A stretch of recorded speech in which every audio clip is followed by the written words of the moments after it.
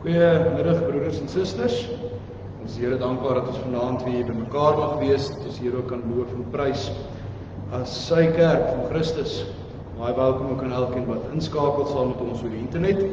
Mag hierdie erediens ook vir ons vervullend wees en tot opbou van die kerk en koninkryk. Ons gaan na die woorde met die seëngroet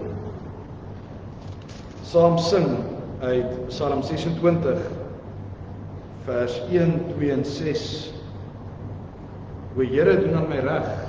Ek wandel as 'n knegg en wil opreg met U verkeer. Op U alleen vertrou ek, op U my rotssteen bou ek. Ek sal nie wankel, troue Heer. Psalm 26 gaan dit oor die seën wat die Here ook vir ons gee wanneer ons deur sy Gees in opregtheid lewe. En ons lewe nie opregtheid vir die seën nie, maar ons lewe opregtheid tot eer van die Here. En daarmee kan ons ook seker wees dat die Here met ons is, dat die Here ons lei en bewaar deur hierdie lewe. En daarom bid ons ook, o Here, ruk die knegg nie by die sondaars weg en net die manne van geweld. Daar is in hulle hande die daad van skade en skande, saam met die glans van omkoopgeld. Ons gaan juis ook fokus op die 8ste gebod en God se eis vir sosiale geregtigheid in hierdie lewe en vanaand se prediking. En ons taak as kerk van Christus om in die waarheid te lewe, in alle opregtheid, en so die naam van ons Here te kan verheerlik in dit wat ons doen, en dit wat ons sê teenoor mekaar. Psalm 26 vers 1, 2 en 6, na die woorde van die seëngroet. Ons hulp is in die naam van die Here. Hy het die hemel en die aarde gemaak, hy laat vaar nooit die werke van sy hande nie. Hy bly getrou tot in ewigheid. Amen.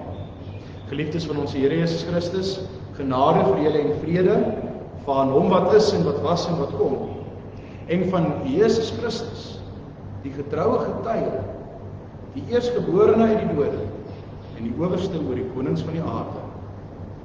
Amen.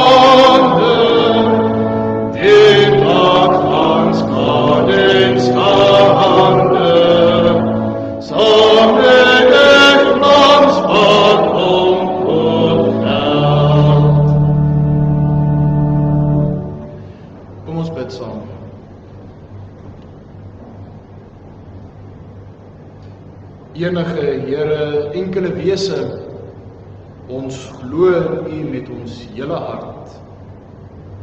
Heerlik bely ons, vryheid getuig ons. U is vir ewig ons God en ons Here. U het Uself deur die ewige verbond aan ons gebind. Dat U met ons as swakke sondaar mense enigstens bemoeienis maak, is 'n besondere teken, die grootste teken van U genade en barmhartigheid. Ons mag U kerk wees, U dienaars, wat geroep is om in eenheid met Christus en in 'n eenheid met mekaar die heilige evangelie hier te verkondig, tydig en ontydig. En ons weet, Here, die evangelie is ook nie 'n saak wat oral aanvaar word nie. Daar is teenstand, daar is kritiek. Die Satan in al sy mag en krag is listig, Here. En so wil hy ons as kerk van Christus ook van die doel afbring waarvoor U ons geroep het. Ja, Here, ons twyfel tog so maklik. Ons twyfel tog so maklik in U genade en in U voorsienigheid, en U wil.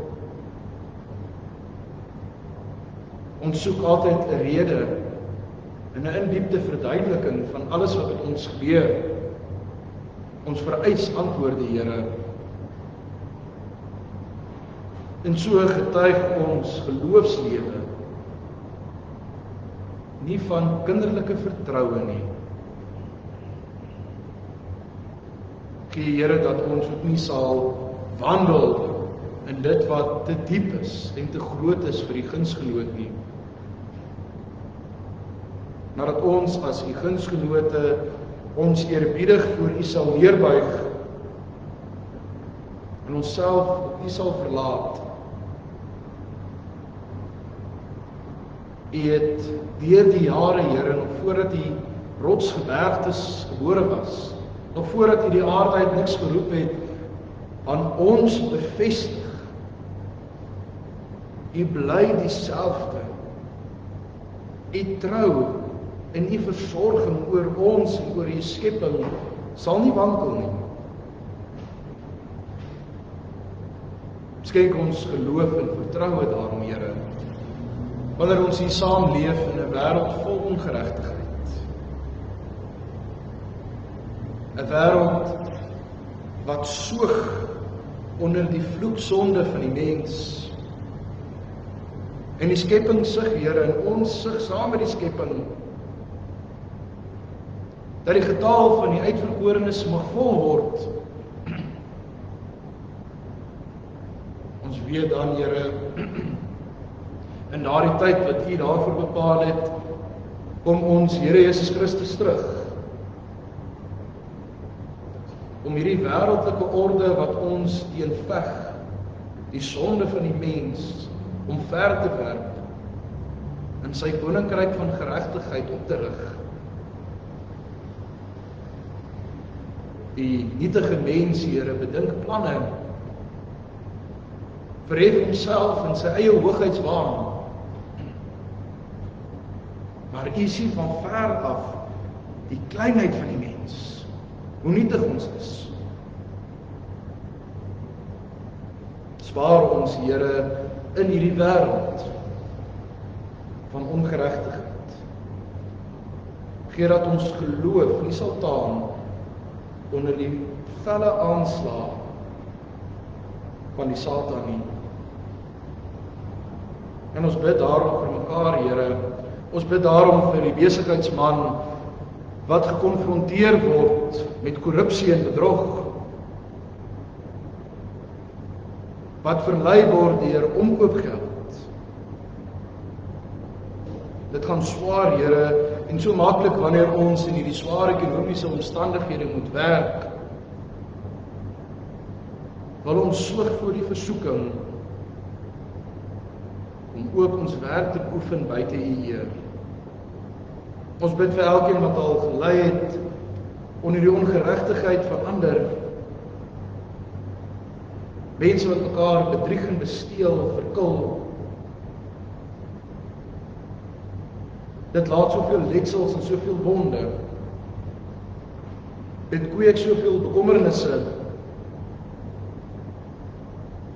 Maar ten spyte van dit weet ons, Here, ons lewe is in U hande. Beproef ons, Here, van omhoog. Deurstraal ons met U oog. Want op U guns en U guns alleen wil ons verlaat. Gee dat optrede van mense nie ons geloof bepaal nie, maar dat ons in weelde en in ongeluk altyd deur die naam sal loof en prys. Dat ons die geregtigheid sal verkondig. Dat ons dit in ons besigheidspraktyk sal uitleef, by die skool sal uitleef, tot eer en verheerliking van die Heilige Naam. In Christus bid ons dit. Amen.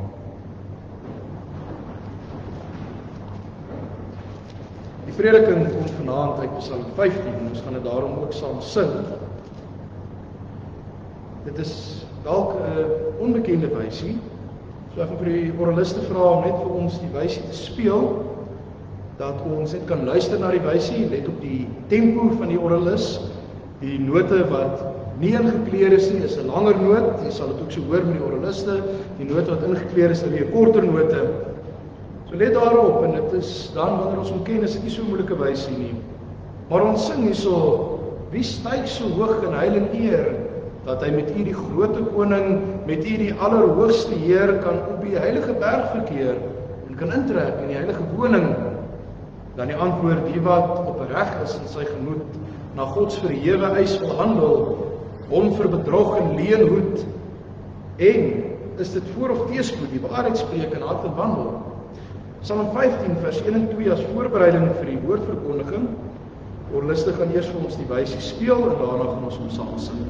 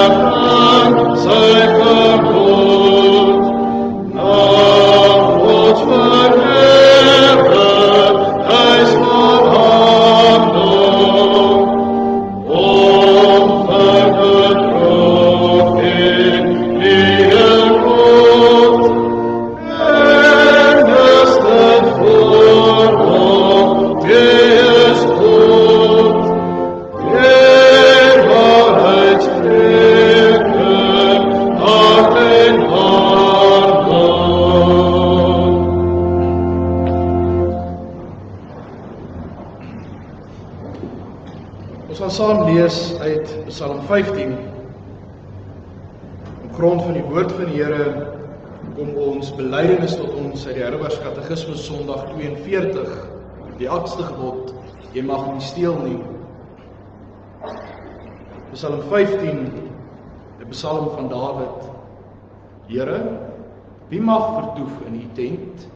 Wie mag woon op die heilige berg? Hy wat opreg wandel en geregtigheid doen, en wat met sy hart die waarheid spreek, wat nie rondgaan met laster op sy tong nie, sy vriend geen kwaad doen, en geen smaatrede uitspreek teen sy naaste nie, en wie se oor die verworpene veragtelik is, maar hy eer die wat die Here vrees. Al het hy gesweer tot sy skade, hy verander nie, wat sy geld nie gee op woeker, en geen omkoop geskenk aanneem teen onskuldige nie. Hy wat hierdie dinge doen, sal nie wankel in ewigheid nie. Wat verbied God in die 8ste gebod? God verbied nie slegs die diefstal en roof wat die owerheid straf nie, maar hy beskou ook as diefstal al die skelmstreke en liste waardeur ons probeer om ons naaste se besittings in die hande te kry. Dit kan gebeur met geweld of 'n skyn van reg, soos deur die vervalsing van gewigte, lengte, maat, inhoudsmaat, goedere, geld, deur boeker of enige middel wat God verbied. Hy verbied ook alle gierigheid, en alle misbruik en verkwisting van sy gawes. Maar wat gebied God jou in hierdie gebod? Ek moet die belange van my naaste, waar ek kan en mag, bevorder om so behandel soos wat ek wil hê dat mense my moet behandel. Daarby moet ek ook my werk getrou doen, sodat ek die behoeftiges in hulle nood kan help.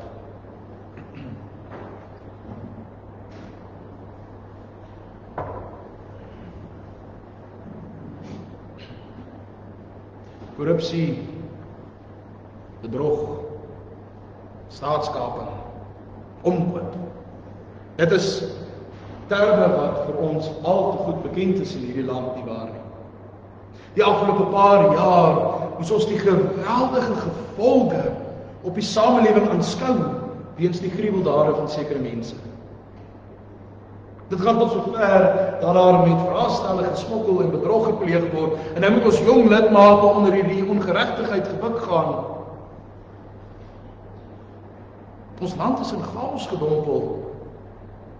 'n Saak soos reg en geregtigheid bestaan nie meer nie, wil dit voorkom.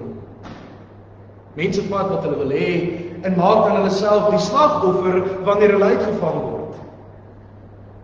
Kommerwekkend, eintlik belaglik is dit waar nie. En dis nie net beperk tot die regering nie. Ons hoor in die private sektor ook van bedrog en korrupsie. Die oorsprong van hierdie dade is natuurlik die sondige natuur wat so diep steek in elke mens. Elkeen van ons is geneig om God en ons naaste te haat. Die eie ek moet bevredig word en na gekyk word, ek is geregtig op sekere dinge. En veral nou in die ekonomiese krisis waarin ons lewe. As ek nie iets ekstra vir hierdie of daardie kontrak betaal nie, dan gaan my besigheid gewoon onder, ek het nie 'n keuse nie. Dis asof al die sisteme in hierdie land nou gewone landsburgers dwing om oor te gaan tot woekerwins en korrupsie. En wat kan ons as kerk van Christus tog daaraan doen? Vanaand staan ons stil by ons belydenis oor die 8ste gebod, jy mag nie steel nie. En hierdie gebod het 'n sterk inslag van sosiale geregtigheid. Met ander woorde, dit is 'n gebod wat die orde in die samelewing op 'n goeie manier reël. En ons moet verstaan, broers en susters, God se eise, die 10 gebooie, geld nie net vir die kerk nie. Dit geld vir die hele samelewing, gelowige en ongelowige, of hulle self daarin steur of nie. God se eise skep orde, sekuriteit en vooruitgang in die samelewing. God is immers nie 'n God van wanorde nie. En nou moet ons meer as ooit die eis van God se 8ste gebod lewe en verkondig. Geliefdes, vanuit skrif en belydenis verkondig ek aan julle die 8ste gebod, God se eis vir geregtigheid in die samelewing. 3 sake staan vir ons in teks en belydenis uit. Die eis vir God se die eis vir sosiale geregtigheid, die inhoud van sosiale geregtigheid en die belofte van sosiale geregtigheid. Here, wie mag vertoef in die tent? Psalm 15 begin met hierdie aktuele vraag: wie mag ingaan in die erediens in waar God se teenwoordigheid uitstraal? Dit is wat die vraag eintlik beteken. In die konteks van die Psalm moet ons verstaan dat daar pelgrims is wat opgetrek het na die tempel toe in Jerusalem. Hulle staan nou voor die tempel en wil graag ingaan om God in erediens te ontmoet. Ons sien hier 'n 2 gesprek aan die gang tussen die gelowige pelgrims en die Here by monde van sy priesters. Die priesters moes waak oor die huis van die Here in die Ou Testament. Hulle moes sorg dat geregtigheid daar in sy huis geskied. Hier sien ons duidelik dat daar 'n voorvereiste gestel word om in die huis van die Here te kon ingaan. Die volk se lewe word hier aangespreek.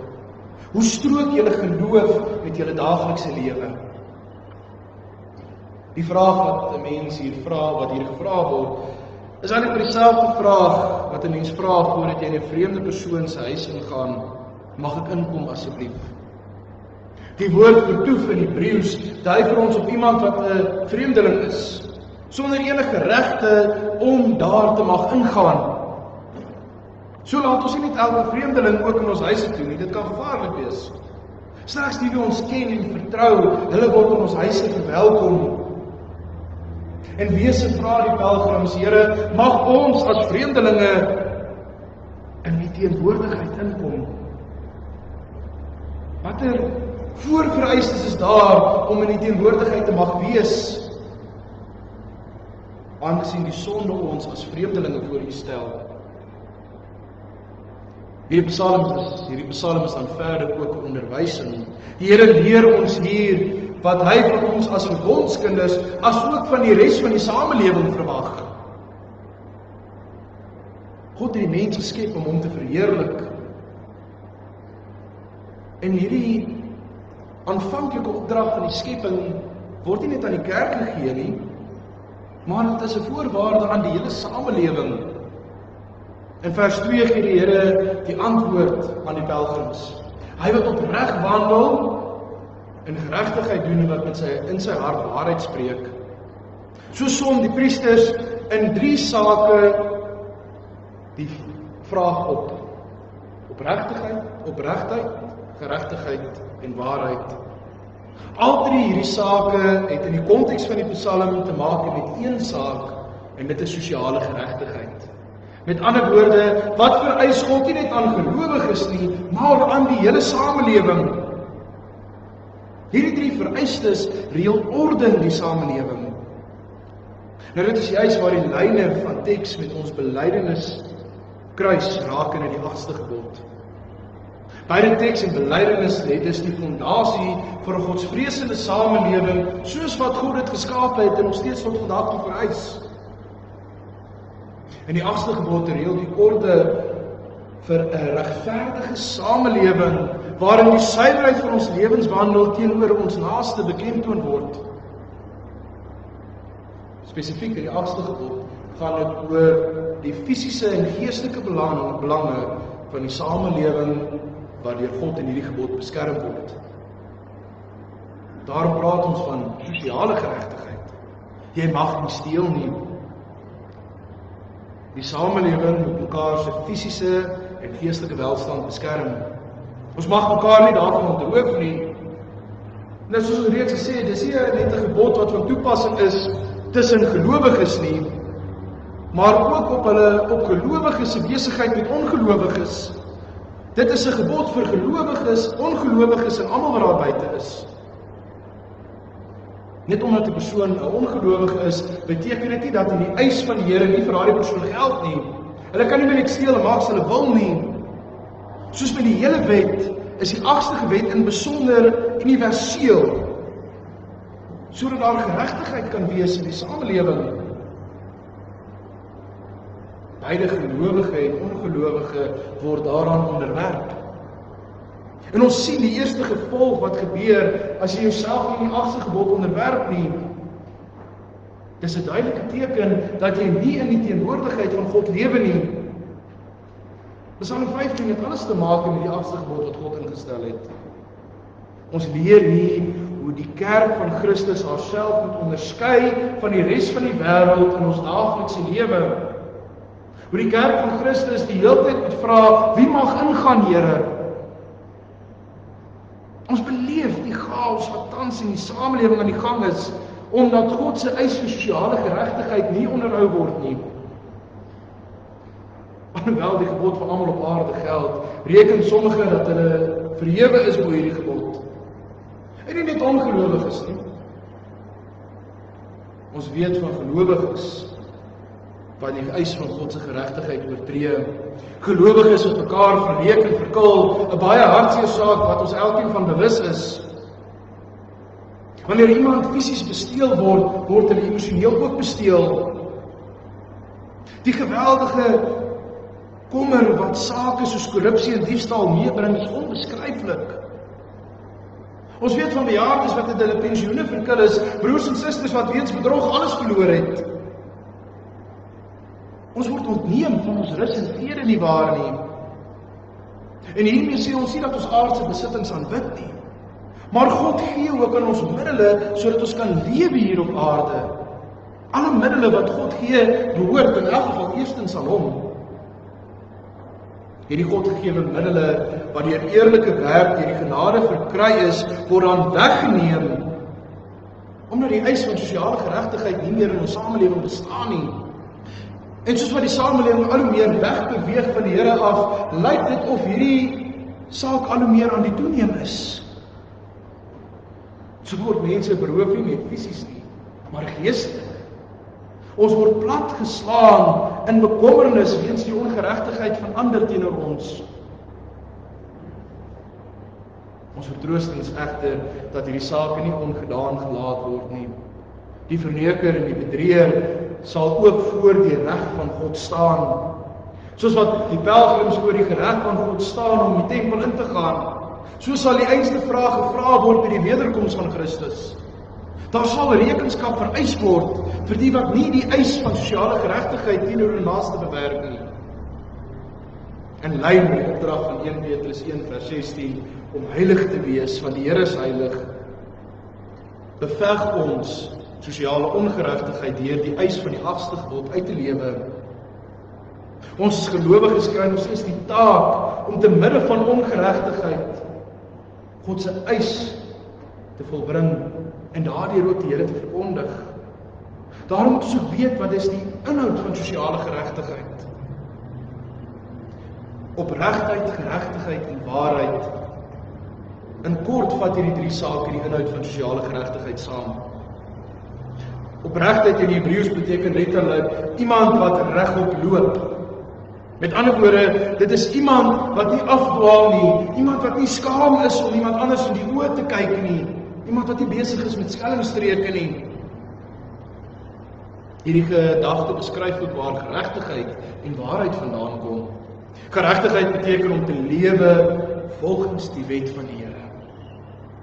In kort is die inhoud van sosiale geregtigheid wanneer ons lewe soos wat die wet dit vir ons afbaken en die waarheid verkondig.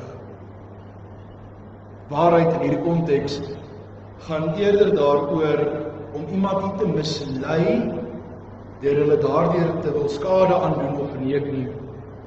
Daarom vanaf verse 3 tot 5 word die optrede van hulle wat in die teenwoordigheid van God mag ingaan beskryf. Die Psalm gaan nou dieper op die saak van die 8ste gebod in lyn met ons belydenis. 3 sake staan in verband met vers 2 vir ons uit.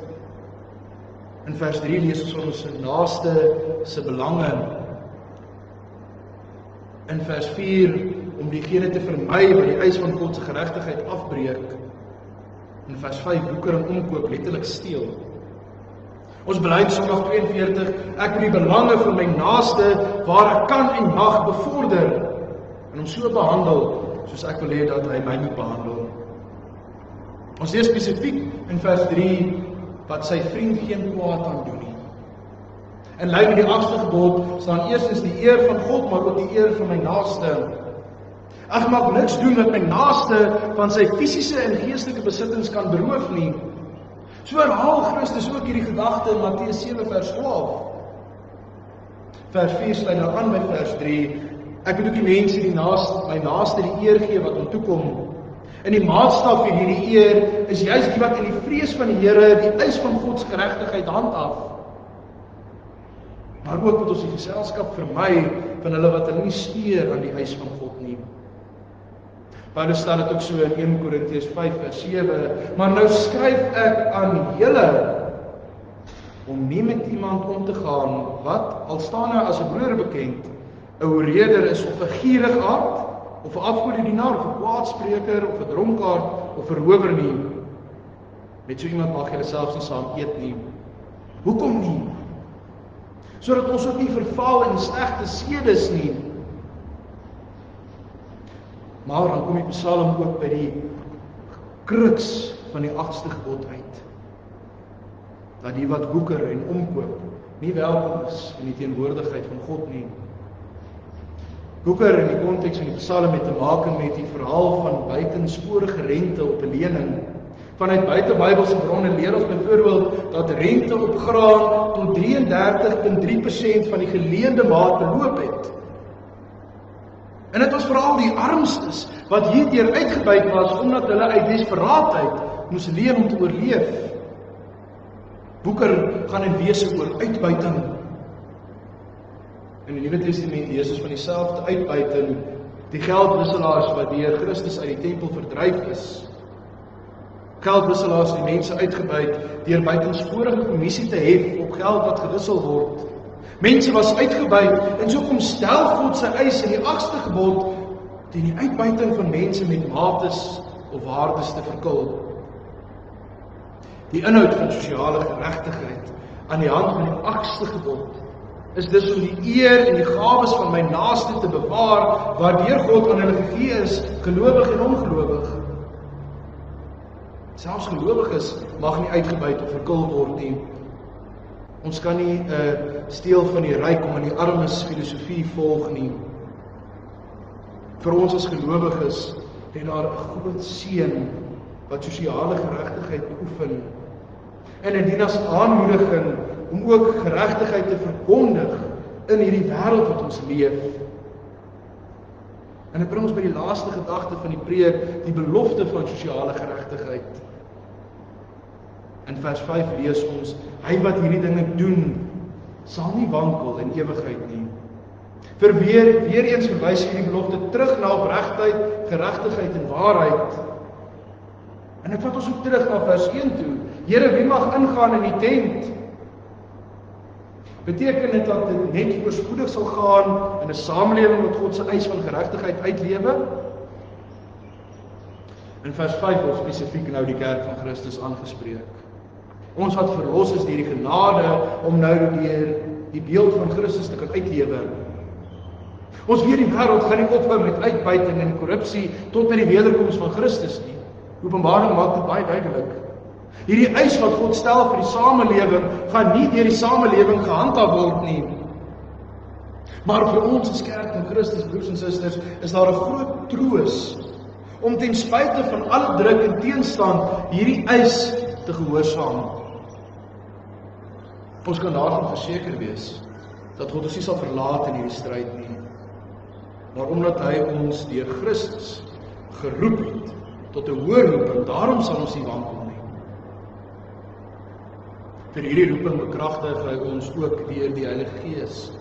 Dit is slegs die uitverkore gelowige wat die begeerte het om die wil van God te doen in dankbaarheid vir sy genade.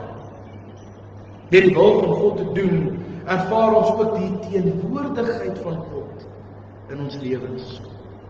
In Filippense 2 vers 13 lees ons, want dit is die wil van God om in julle te werk, om sy wil sowel as sy werk te doen na sy welbehae.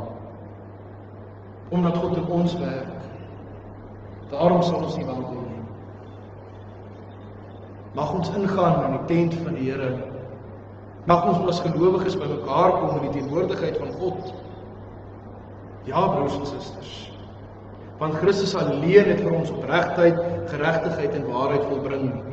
Hy het vir ons deur sy bloed op die nuwe lewende weg gelei, sodat ons vrye toegang kan kry tot die heiligdom van God. So lees ons in Hebreërs 10 vers 19 tot 22. Omdat ons mag ingaan, omdat ons vrye toegang het, daarom lewe ons volgens die eis van God se sosiale geregtigheid. Die belofte dat ons nie sal wankel nie, is reeds deur Christus vervul en aan ons geskenk. Ja, die besigheidsman gaan in die versoeking kom om geld te gee vir 'n kontrak. Die gelowige gaan nog steeds gebuk gaan onder die minagting van God se geregtigheidseis. Maar ons, broers en susters, ons word vertroos en versterk, dat ons nie sal wankel nie. Die minagting van God se geregtigheidseis sal ons nie breek nie. Ons sal lewe in die teenwoordigheid van God. Verkondig, lewe die eis van God se geregtigheid. Dit is ons antwoord, ons stryd op die onreg van die teenwoordige tyd. En in hierdie stryd, broers en susters, sal ons nie wankel nie. Amen. Kom ons antwoord deur so gaan verder te sing uit Psalm 15. Ons sing vers 4 en 5.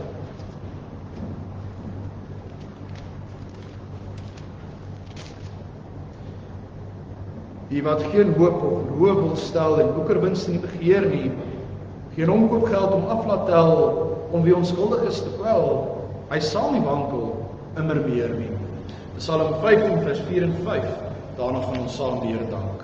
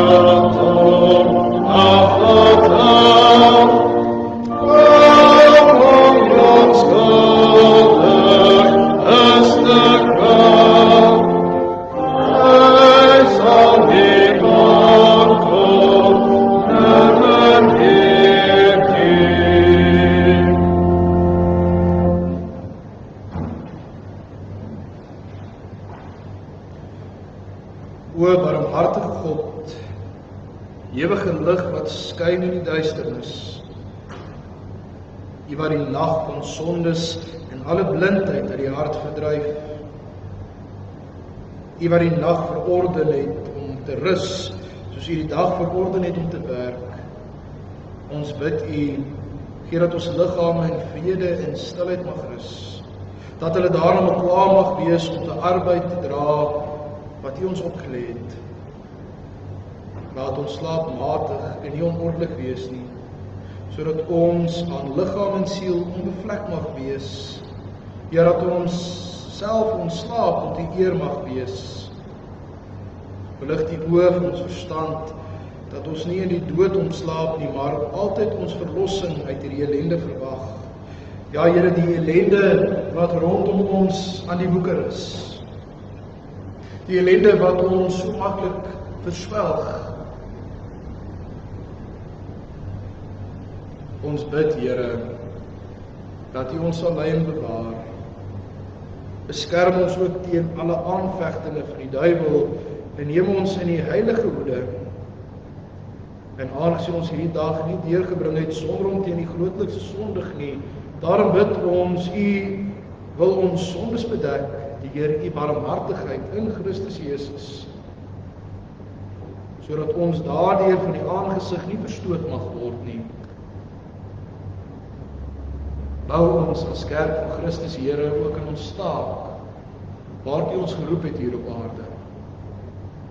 Hierdie taak om geregtigheid uit te leef, die reg wat U vir ons stel.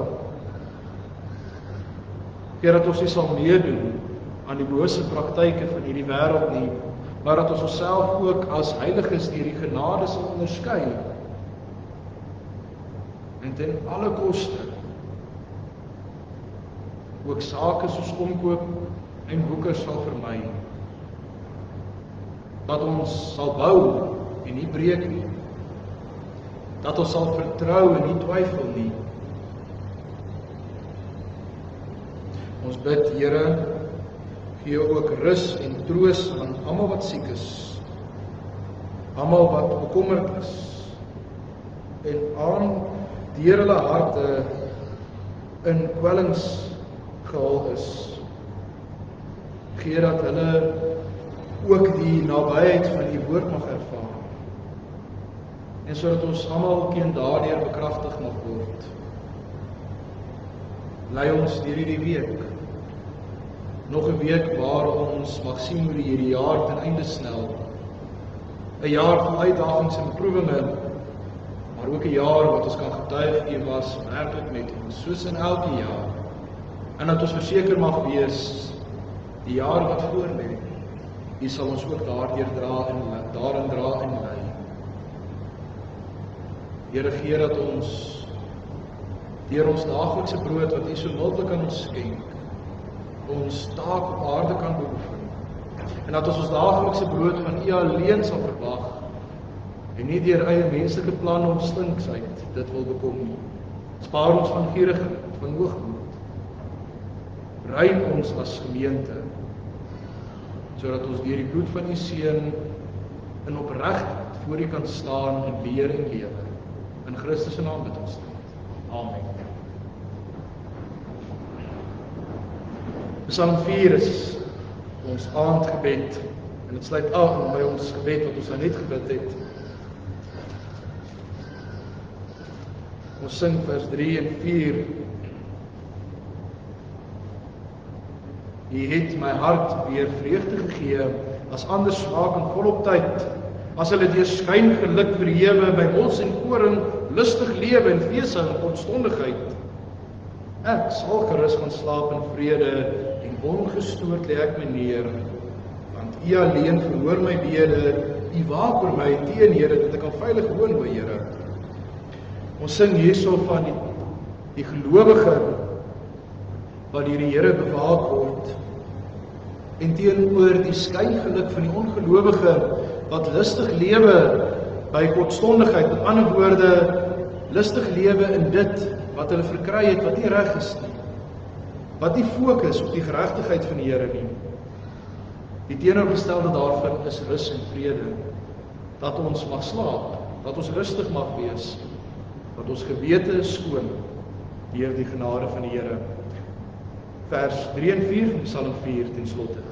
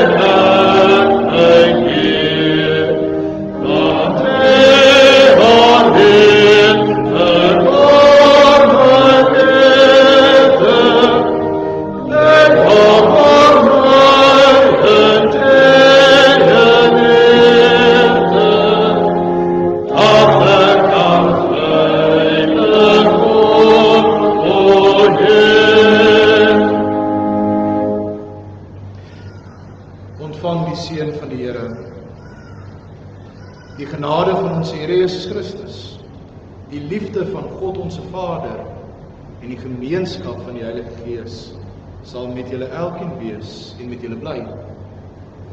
Amen. Broers en susters, geseënde week vir julle. Ons sien mekaar DV Woensdag aand om 7:00 vir Bybelstudie. Jy kan inskakel of bywoon, ons sal ook dan ons Bybelstudie